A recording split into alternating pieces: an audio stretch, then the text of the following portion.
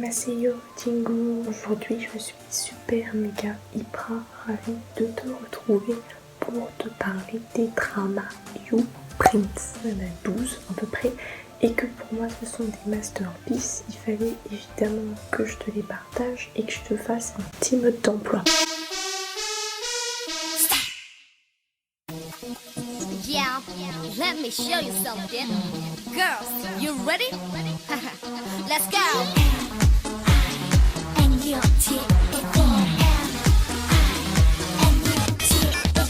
머리부터 발끝까지 한 이슈.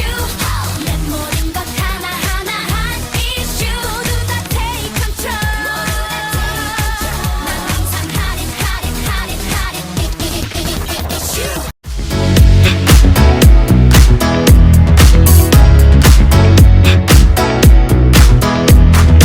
Donc il faut savoir que les You Prince ce sont des dramas thaïlandais. J'avais regardé quelques épis par-ci par-là mais c'était pas de manière assidue et là j'ai remédié à ça et franchement c'est trop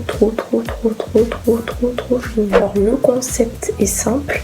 C'est une série de mini-séries et dans chacune de ces mini-séries, on va parler d'un des princes de l'université. Et ce qui est drôle, c'est que par exemple, dans la première série qui s'appelle The Handsome Cowboy, eh bien, on a un héros qui a un groupe de potes et parmi ces potes-là, on va en retrouver plusieurs, notamment dans The Single Lawyer, The Crazy Artist, l'archéologue, le géologiste, je sais plus. On va le retrouver dans celui qui fait de la musique, dans celui qui est économiste, celui qui fait du droit, donc c'est vraiment trop bien pensé. Perso, j'ai été complètement aux anges quand j'ai compris les clins d'œil au fur et à mesure que je voyais les épisodes. Donc honnêtement, je vous recommande de les voir dans l'ordre que je vais vous donner parce que même si en soi il n'y a pas vraiment de lien entre les histoires vu que c'est des personnages différents à chaque fois, quand même des clins d'œil qui sont faits. Bah, c'est adapté je crois de manhwa ou de webcomic. Tout d'abord on a The Handsome Cowboy. Il me semble que c'est le plus long de tous les You Prince et d'ailleurs pour moi c'est à ce jour mon préféré. Tiens, au passage je tiens à préciser que quand je dis que je préfère un drama, un animé, ça veut pas dire que c'est le mieux fait, mais juste que j'ai une tendresse toute particulière pour celui-ci. A contrario, quand je dis que à tel personnage je veux lui foutre des tartes, c'est que en fait l'acteur a joué son rôle à la perfection et qu'il a réussi à nous faire détester le personnage. Et c'est pas parce que je déteste le personnage que je n'aime pas l'acteur ou que je n'aime pas l'œuvre. On suit une jeune fille qui s'appelle Pri-Kang. C'est une étudiante plutôt brillante mais lambda. Sauf que la nuit en fait elle se transforme en DJ Pika et elle est même plutôt douée et populaire. Au cours d'une soirée bien rythmée, un beau gosse l'aborde et elle se rend compte avec stupeur qu'il s'agit de Septis, son amour d'enfance. Au passage, ma soeur et moi on a un gros délire quand elle prononce son nom. Hey Septis! Et d'ailleurs souvent on a bien transformé et fait un jeu de mots avec Septis en disant striptease ou alors pastis. Mais ça c'est parce qu'on est bizarre. Pri-Kang se rend compte qu'il a bien changé puisqu'il ne la reconnaît pas, mais en plus de ça, il n'a plus rien du grand frère sympathique et protecteur de l'époque.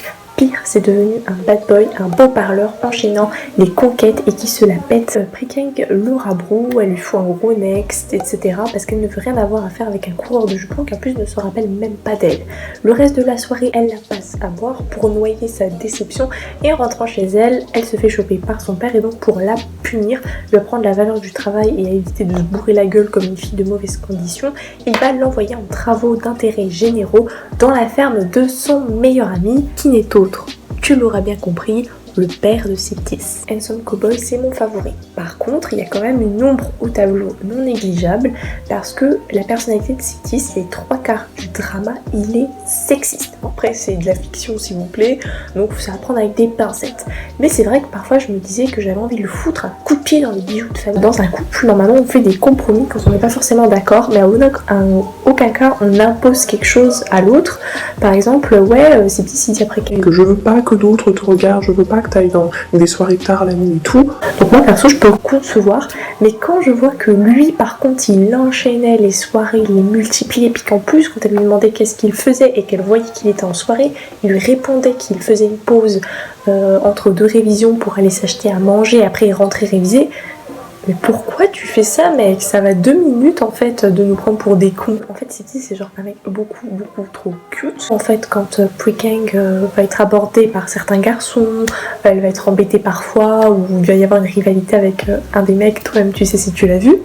Mais à contrario, plusieurs fois, il l'a trompé avec son ex qui s'appelle Pita. J'adore quand mon surnom est associé à des personnages que t'as envie de frapper. Le pire, c'est que le mec, ça se voit qu'il aime Pui-Kang.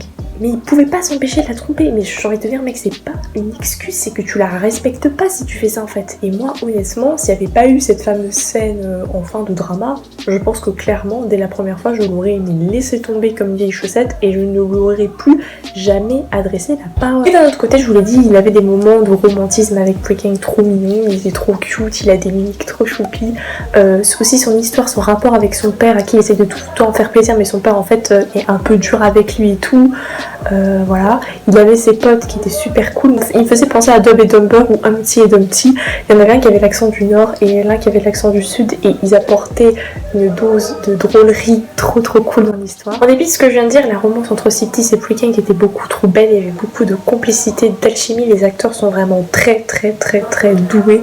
Dès que je les voyais à l'écran, je craquais. Les décors, ils ont mis le budget parce que la ferme de Septis c'est une réserve naturelle. À chaque épisode, je passais mon temps à bouffer des raisins. Le second opus, c'est The Gentle Vet. On suit une jeune femme qui s'appelle Swissy qui, suite à un traumatisme d'enfance, a une peur panique de la pluie. C'était assez poétique mais assez triste en même temps. Un jour qu'elle rentre sous la pluie, en pleine crise de panique et de larmes, son vélo heurte la voiture d'un jeune homme qui va alors venir à son secours. Il s'agit du nouveau prince qui s'appelle Thésis et qui a d'ailleurs le coup de foudre pour elle instantanément face à son innocence et à sa tristesse et qui va tout faire pour l'aider à comprendre son souci et à le guérir. Et là, ce qui est frustrant, c'est que le héros, sa personnalité était 10 000 fois plus gentleman et gentil que Septis. Et pourtant, j'ai quand même préféré Septis. Non mais je dois vraiment avoir en fait un sérieux problème. Le personnage, il est bien écrit. J'adorais notamment comment il avait besoin de tout nettoyer avec son spray. Franchement, que le cocon devrait vraiment s'inspirer de lui. L'héroïne était un véritable garçon manqué qui jouait au foot, ne faisait pas trop attention à son apparence. Malheureusement, là où ça a pêché, c'est le choc entre les deux personnalités, car on avait un plot de base ultra intéressant, assez poétique avec son problème de la pluie, etc. Mais au final, la romance était plate. En vrai, ce qu'il aurait fallu, c'était l'histoire de vie Handsome Cowboy, mais que Septis ait un peu plus la personnalité du héros de The Gentle Vet. Ça aurait été parfait. Le troisième opus qui est Lovely Géologiste. On suit un jeune homme qui s'appelle T-Rex parce que son vrai nom est très long, hein, mais donc son surnom c'est T-Rex, qui est ambassadeur de la faculté de sciences. C'est un grand fan de dinosaures. Il succombe au charme de Baiplo, qui est malheureusement déjà en couple et n'aime pas du tout les dinosaures, mais petit à petit ils vont se rapprocher, devenir amis adorables. Je vous conseille, même si vous voulez pas vous lancer dans les dramas, il faut le voir. Même si vous voulez pas vous lancer dans les princes. Badass Baker, donc c'est le 4e prince qui s'appelle Pidash et qui est d'ailleurs avec Septis un des acteurs du drama Yuki's Ugly Duckling. Dash est un étudiant en faculté des arts culinaires, il est assez talentueux. On a son ami T-Rex, donc vous voyez les fameux liens dont je vous parlais, qui va lui dire bah tiens, il y a un tel appartement qui peut t'accueillir. Par contre, on aura une coloc. Et sa coloc, en fait, c'est Renée. Et elle est un petit peu libre d'esprit. Elle est à la faculté d'art. Alors, au début, ils s'entendent pas du tout. Mais étant donné qu'ils passent énormément de temps ensemble, ils sont un petit peu obligés de trouver des compromis. Et forcément, ça va évoluer en amour. Honnêtement, j'ai trouvé ce drama absolument trop mignon. Et j'ai même carrément trouvé ça dommage qu'il n'y ait que 4 épisodes, pas plus. Alors, par contre, je comprends pas votre engouement en DM. Et sur les réseaux en mode que je ressemble à Ronnie, je trouve pas du tout que je les ressens, mais en tout cas merci, ça me fait plaisir parce que je l'aime bien comme perso. The Absolute Economist. Alors Teddy c'est le prince de l'économie. Tout le monde pense qu'il est gay et il est avec son meilleur ami en couple qui s'appelle Pascal. Et là il va rencontrer Sean Pink qui est également étudiante en économie. Elle est complètement déter en fait de mettre le grappin dessus. Effectivement, mon petit Surimi, tu ne réviseras pas ton partiel d'économie avec ce drama. Mais par contre, voilà, c'est quelque chose d'assez léger. Parfois la mignonitude va te faire grincer les dents, mais ça reste très mignon, très doux. Le garçon est très affectueux, la fille elle est très câline et aussi très drôle. De temps en temps c'est pimenté par la fille entre guillemets méchante qui vient un petit peu foutre son grain de sel. Un bon petit drama. En 6e série on a Foxy Pilot, donc après avoir passé le fou rire du prénom, parce parce que Sandek il s'appelle quand même comme le capitaine de la brigade des restes dans The Seven Deadly Sins, Hawk-chan. Je suis tombée en amour face à ce 6e opus des U-Prince parce que déjà dans The Handsome Cowboy on pouvait voir que Hawk était l'ami le plus proche en fait de Zeptis, et moi je le trouvais trop cool, il traitait bien les filles, il était plutôt mignon, plutôt intelligent, mais il conservait une part de mystère et t'as l'impression qu'il prenait jamais trop parti. Le jour où il y aura une série sur lui, mais pépite, hein. Et je me suis pas trompée. Dans ce drama, on découvre Hawk alias Faucon, ou Falcon, de toute façon ça veut dire la même chose, qui est le prince de l'aviation. Son rêve c'est de travailler pour Palmer Airlines, et le jour de l'entretien d'embauche, on lui dit bah d'accord ce sera possible, mais il faudra qu'en contrepartie tu t'occupes d'Aurora.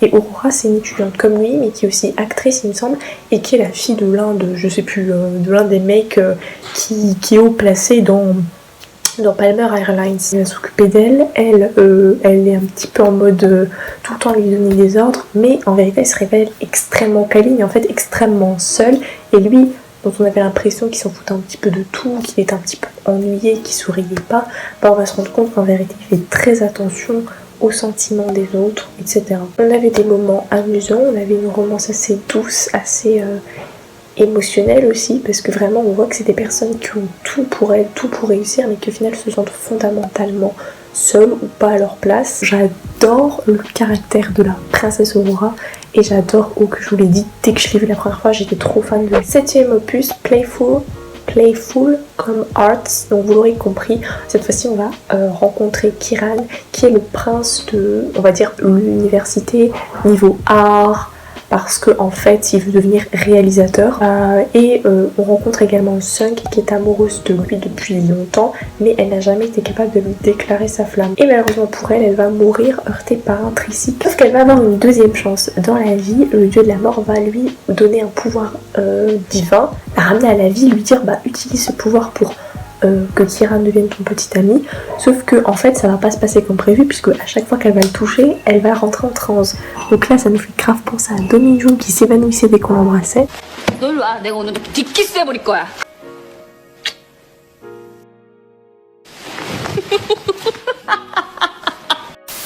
Et heureusement, hein, Kiran c'est un mec un petit peu mignon, un petit peu compréhensif, qui va lui faire confiance même si elle peut pas trop lui révéler son secret, qu'elle est bizarre. Bon, je vous avoue que mon cœur va à son frère qui est juste adorable, mais vraiment adorable, j'ai eu un gros kiff sur son frère. Sang, j'ai adoré ce personnage là parce qu'elle est un petit peu mignonne, mais elle est pas hypocrite, elle est très pure, très innocente et par-dessus tout très très drôle, même si elle manque cruellement d'ambition. Ensuite le 8e opus, on va se centrer sur Kiryu qui est le prince des sciences sociales, les sciences molles.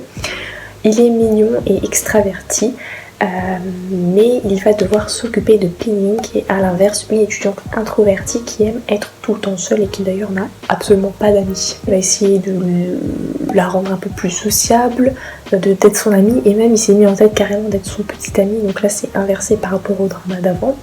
Vraiment Kiryu c'est grave un mec trop mignon, pour le fait que son prénom c'est le nom de famille de Zero dans Vampire Knight. Clairement le fait d'avoir deux personnalités absolument opposées, bah, ça rendait les épisodes assez drôles.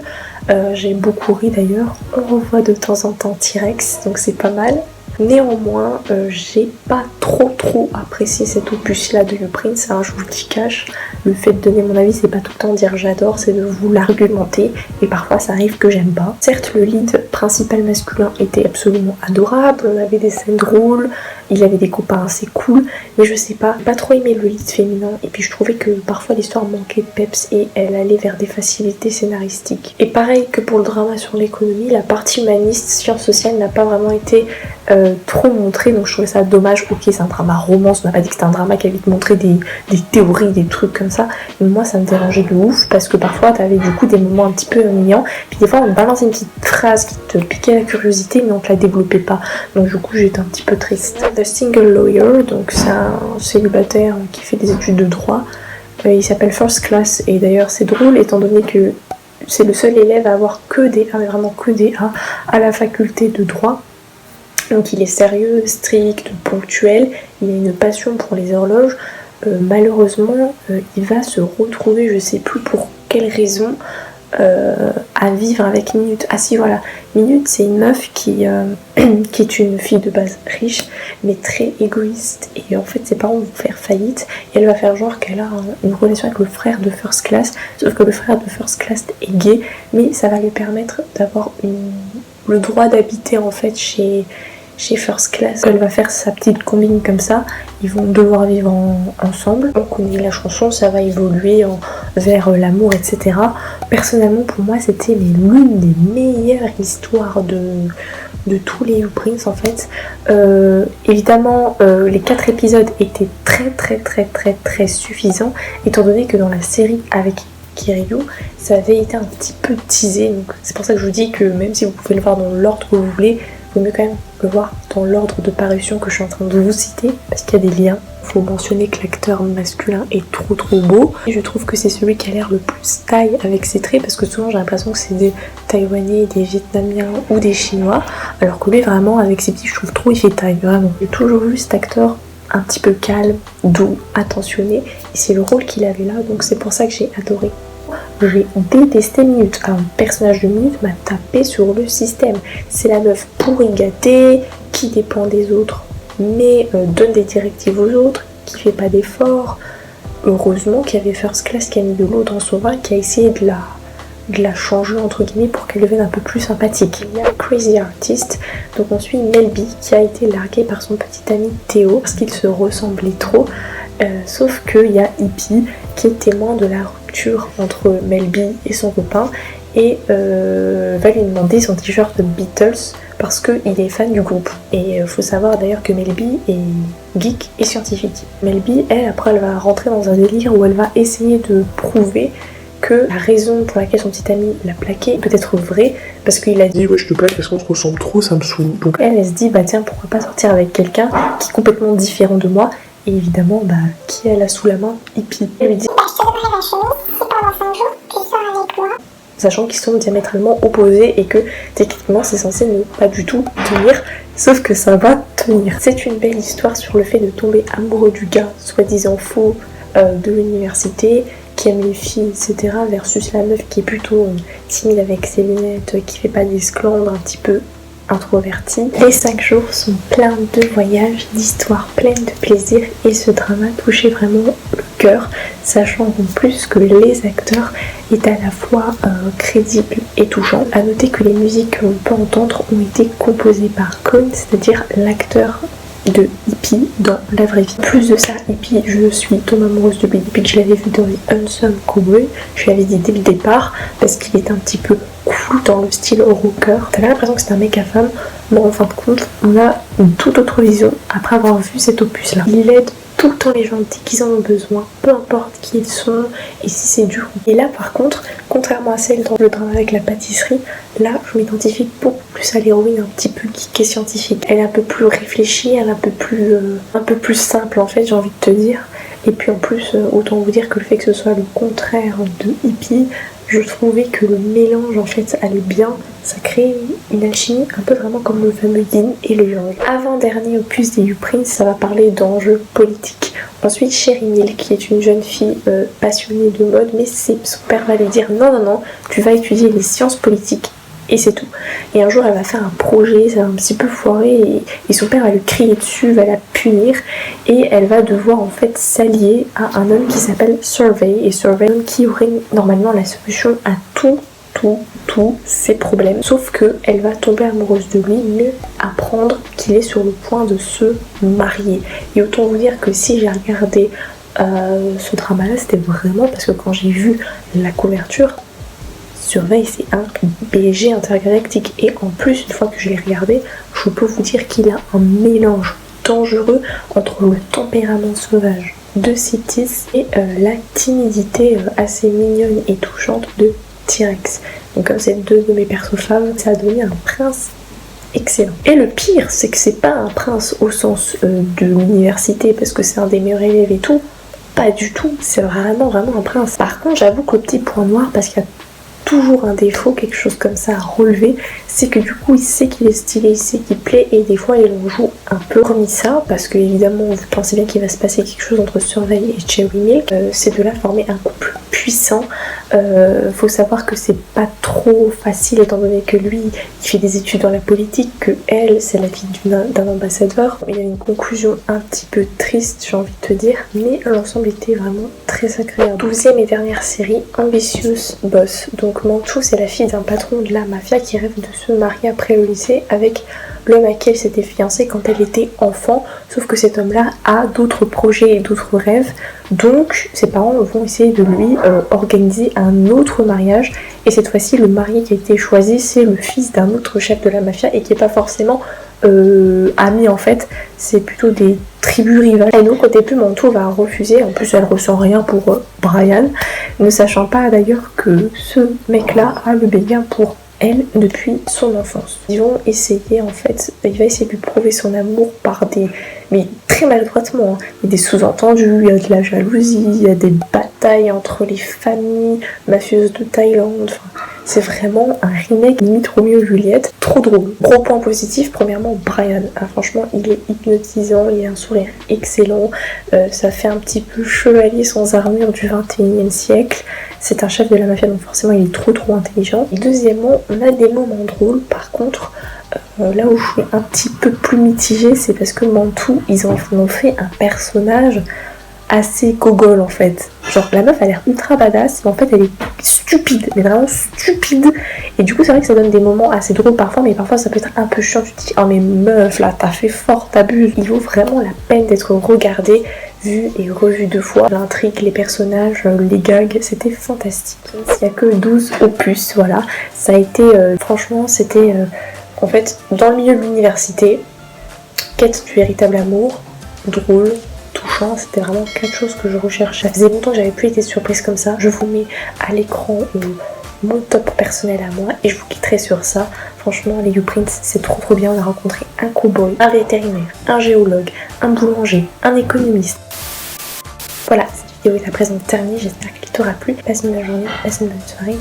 Ciao ciao.